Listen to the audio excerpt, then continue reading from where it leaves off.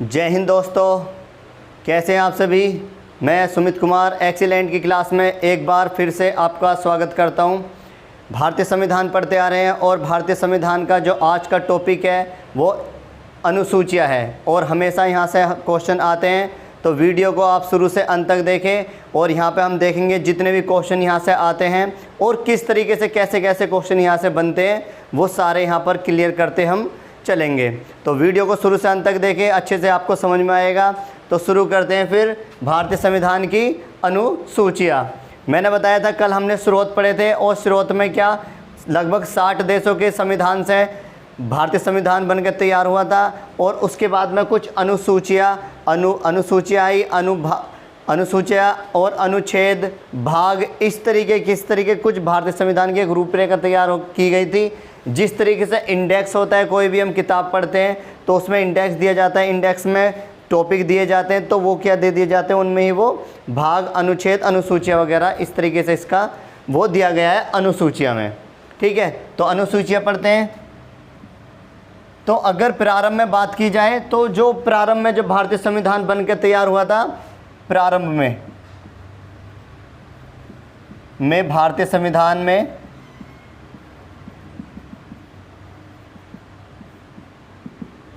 अनुसूची की बात करें तो कितनी थी अनुसूचियां, अनुसूची। तो प्रारंभ में कितनी थी अनुसूची, 8 थी। और अगर वर्तमान में बात कर ली जाए तो वर्तमान में अनुसूची हैं 12।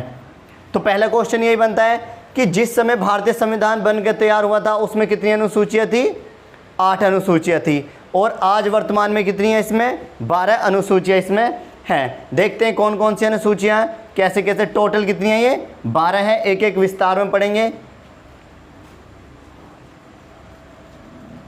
नंबर 1 पहली अनुसूची, पहली अनुसूची,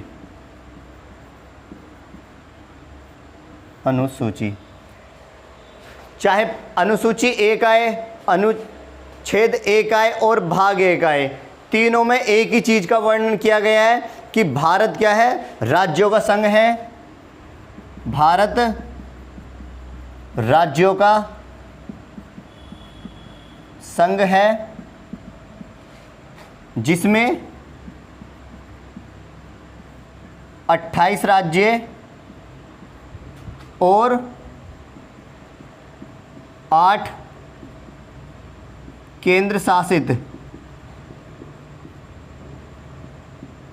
प्रदेश हैं। तो अनुसूची 1 में क्या किया गया है कि भारत क्या है, राज्यों का संघ है जिसमें 28 राज्य और 8 केंद्र शासित प्रदेश हैं। अनुसूची 1 भाग 1 और अनुच्छेद में 1 में भी तीनों में यही चीज़ की गई है। तो ध्यान रखना कभी भी आ जाए कि भाग 1 में क्या कहा गया है तो उसमें भी क्या भारत के राज्यों के बारे में कहा गया है जिसमें 28 राज्यों और 8 केंद्र शासित प्रदेश हैं।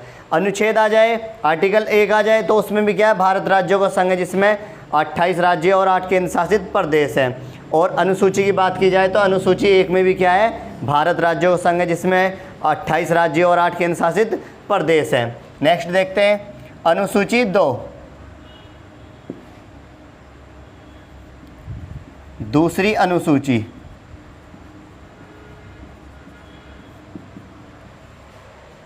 दूसरी अनुसूची जितने भी हमारे जो ऊंचे लेवल के जितने भी सांसद हो जाते हैं, एमएलए हो जाते हैं, ये प्रधानमंत्री, राष्ट्रपति, सभी के ही इसमें क्या किया गया है, वेतन मतलब पदाधिकारी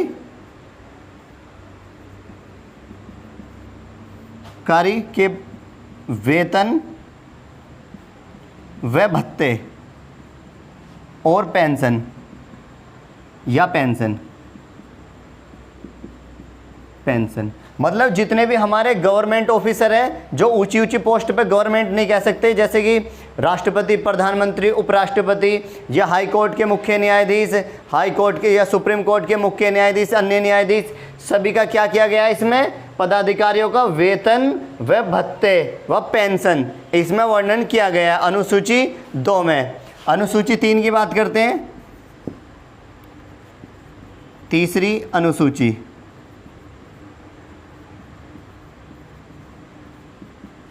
तीसरी अनुसूची में अब जितने भी ये पदाधिकारी व्यक्ति हैं, मतलब जैसे कि सुप्रीम कोर्ट का मुख्य न्यायाधीश हो जाता है राष्ट्रपति, राष्ट्रपति इसमें नहीं आएगा लेकिन उपराष्ट्रपति इसमें आ जाएगा, उपराष्ट्रपति,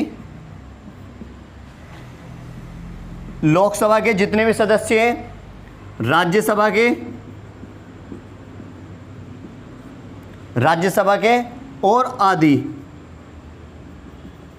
मतलब जितने भी हमारे वो हैं जो आप देखते होंगे सुप्रीम कोर्ट के न्यायाधीश वगैरह या हाई कोर्ट के न्यायाधीश, मुख्य न्यायाधीश, सभी का क्या इसमें क्या गया है, शपथ प्रक्रिया।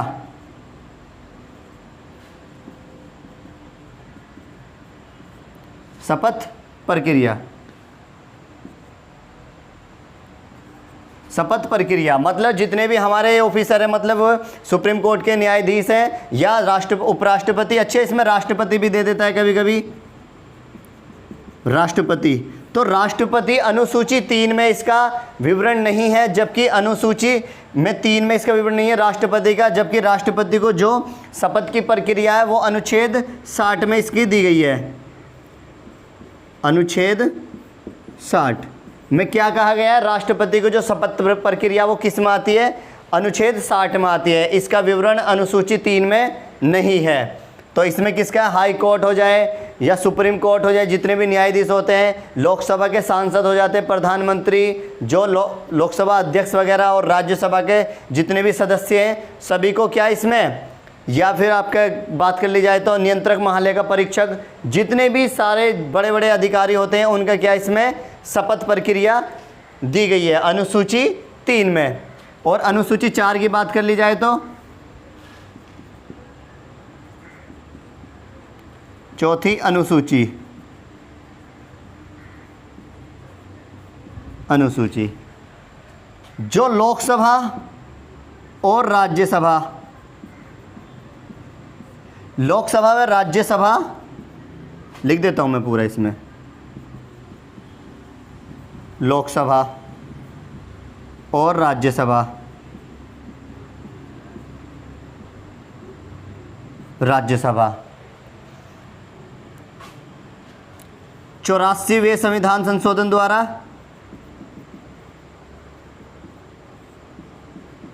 संविधान संशोधन के द्वारा सीटों में 1971 की जनगणना के आधार पर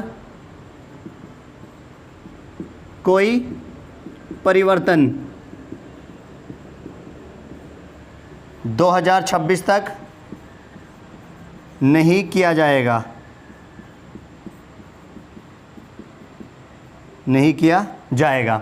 मतलब इसमें क्या कहा गया अनुसूची 4 में कि जो लोकसभा व राज्यसभा के जितने भी सदस्य हैं या सीटें हैं, या सीटें की बात करी गई है इसमें, लोकसभा व राज्यसभा की सीटों का 84वें संविधान संशोधन के द्वारा सीटों में 1971 की जनगणना के आधार पर 2026 तक कोई भी परिवर्तन इसमें नहीं किया जाएगा।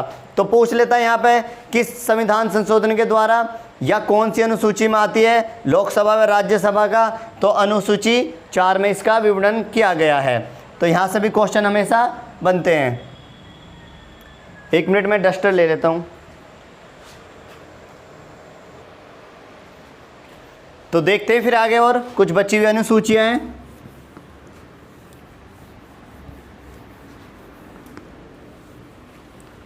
अनुसूची 5,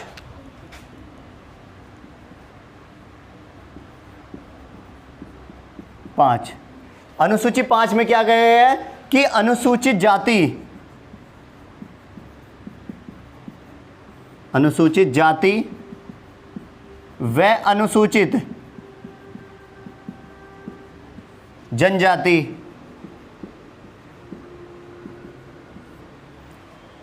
अनुसूचित जाति व अनुसूचित जनजाति के प्रशासन की व्यवस्था, के प्रशासन की व्यवस्था, मतलब जो भी भारत देश में जितने भी अनुसूचित जाति, मतलब कौन से, SC व ST कि जितने भी लोग हैं कहीं भी भारत के किसी भी कोने में, उनके प्रशासन की व्यवस्था को किस में की गई है? ये अनुसूची 5 में इसका विवरण किया गया है। नेक्स्ट आते हैं अनुसूची 6।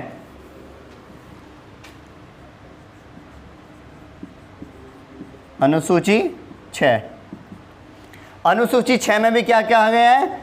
जो मिजोरम, त्रिपुरा, मणिपुर और असम, मिजोरम, त्रिपुरा, मणिपुर और असम, इसमें जितने भी ये के SC व ST के प्रशासन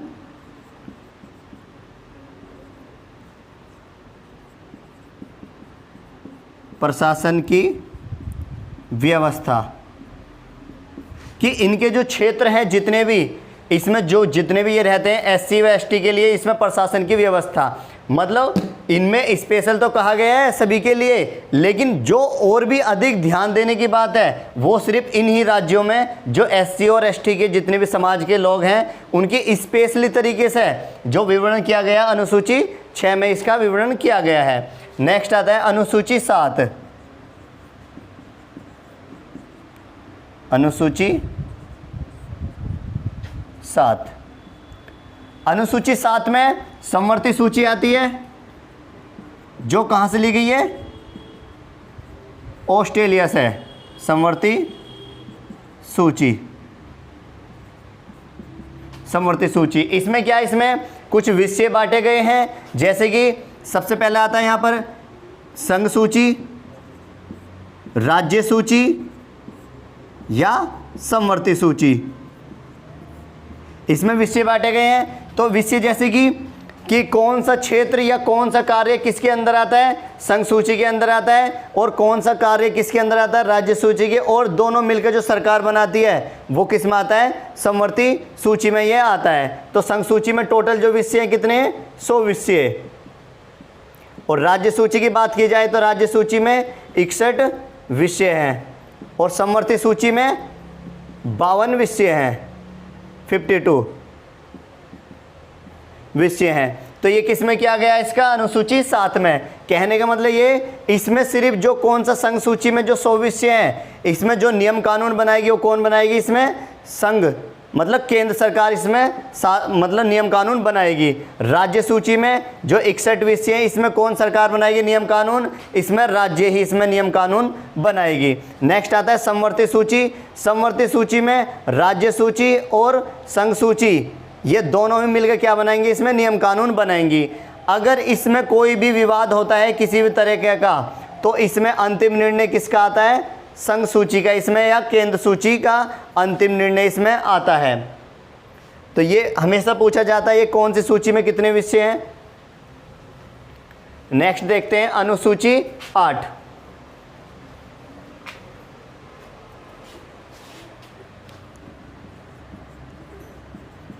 अनुसूची 8, अनुसूची 8 में 22 भाषाओं का वर्णन किया गया है। 22 भाषाएं। प्रारंभ में 14 भाषाएं थी, लेकिन अब वर्तमान में कितनी है? इसमें 22 भाषाएं। तो पूछ लेता है कि प्रारंभ में कितनी थी? प्रारंभ में 14 भाषाएं थी और वर्तमान में कितनी है? ये वर्तमान 22 भाषाएं इसमें वर्तमान में ये हैं। तो देखते हैं कौन सी भाषा कैसे जोड़ी गई थी। सबसे पहला आता है कि 21वां संविधान संशोधन। 21वां संविधान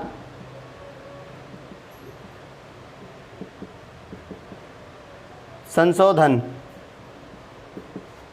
1967 में, और इसके द्वारा एक 15वीं भाषा जोड़ी गई, सिंधी। कितनीवीं? 15वीं भाषा इसमें जोड़ी गई। और फिर इसके बाद में आता है एक और संविधान संशोधन, 71वां संविधान संशोधन। 71वां संविधान संशोधन, और इसके द्वारा ये आया था 1992 में, और इसके द्वारा 3 भाषाएं जोड़ी गई, नेपाली, मणिपुरी और कोंकणी, ये 3 भाषाएं जोड़ी गई। 16, 17 और 18 3 भाषाएं जोड़ी गई। और इसके बाद में एक और आता है 92वां संविधान संशोधन।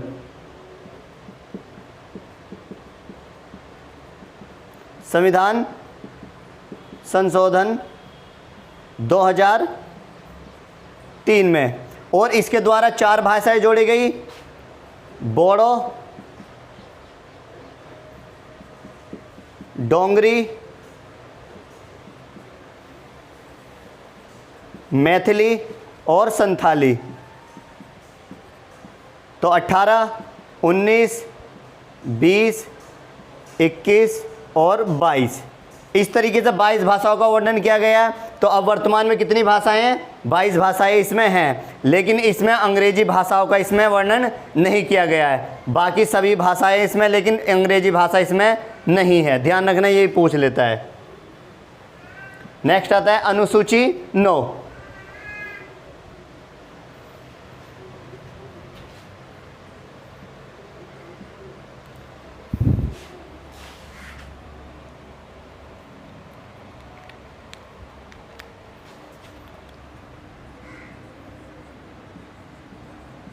अनुसूची 9, और अनुसूची 9 में क्या था? है पहला संविधान संशोधन।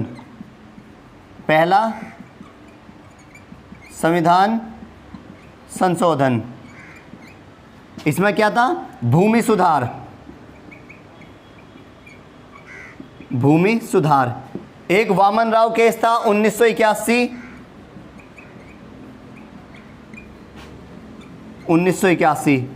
ये बाद में आया, लेकिन पहले क्या था? इसमें पहला संविधान संशोधन किया गया था अनुसूची 9 में, कि इसमें क्या था? भूमि सुधार। भूमि को लेकर क्या होता था कि जो व्यक्ति जितने, मतलब ऐसा था, खेती जो होती थी, अगर कोई ज़्यादा समय के लिए उसे बो रहा है तो भूमि उसी की हो जाती थी। और इसमें क्या? बंधुआ मजदूरी टाइप का ये भी इसमें था।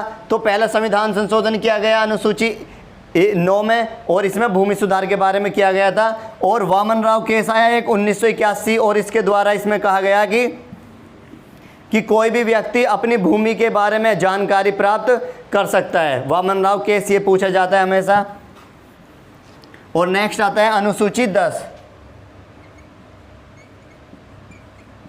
अनुसूची 10, अनुसूची 10 में आता है 52वें संविधान संशोधन। 52वें संविधान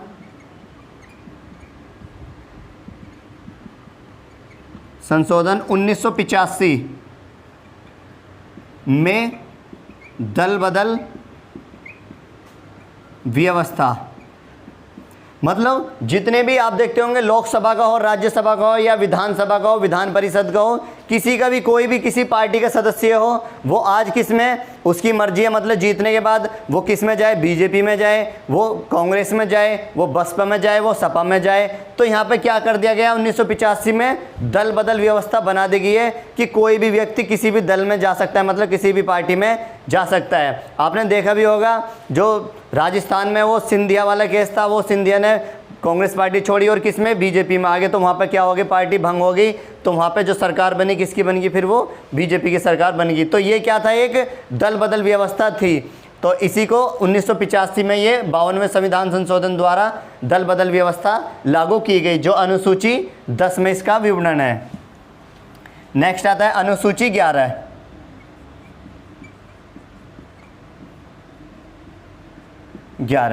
अनुसूची 11 में आता है 73वें संविधान संशोधन 1992। वे संविधान संशोधन 1992, और इसमें नगर पंचायत या पंचायत के बारे में इसमें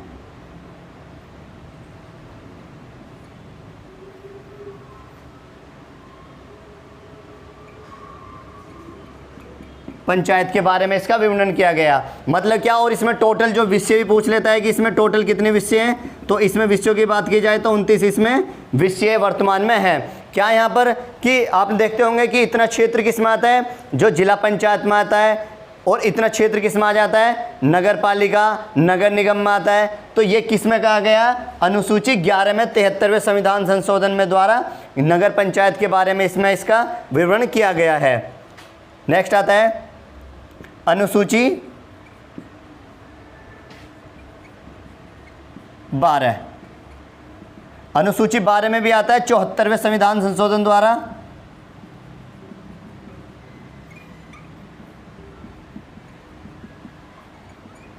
संशोधन के द्वारा 1993 में नगर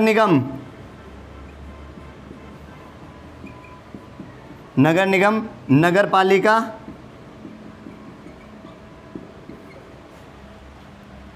या नगर पंचायत,